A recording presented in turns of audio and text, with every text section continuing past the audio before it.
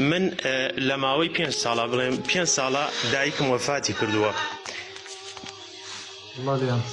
تەبعەن هەموو شەوێ پێشی خەوتنم ماچی ژێری پێی دایکم کردووە، چونکە پێغەمبەری خوا صلی الله علیه و سەلەم فەرمێ بەهەشت لە ژێری پێی دایکایە. و دوای وەفاتیشی تەبعەن دایکم ناڕەحەتیەکانی ژیانی زۆر بەسەرا هاتێ، بە پەنجەکانی دەست ئەگەر بیژمێری 13 نەخۆشی ڕووی تێکرده بوو. ئیتر کە ئاخیر نەخۆشی گورچیلەکانی لەدەستدا کە زانیم ئیتر دایکم لەدەست ئەدەم، خۆشەویستیم بۆ دایکم ئەوە نییە شەریک بۆ پەروەردگار قەرار بدەم.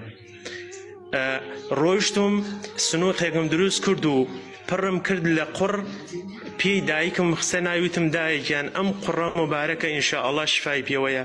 بەس مەبەستم ئەوە بوو تەبعی ژێر پێی دایکم دەربچێت، لەبەر ئەوە لە دوای وەفاتی دایکم بەردەوام ئەو قوڕە ئەو ژێری پێی دایکمە ماچکەم و بەردەوام مامۆستاگیان 5 ساڵە من ماچی ئەو سنووقاکەم کە شوێنی پێی دایکمی تایە. ئایا مامۆستای بەڕێز لەما گوناحبار نابم؟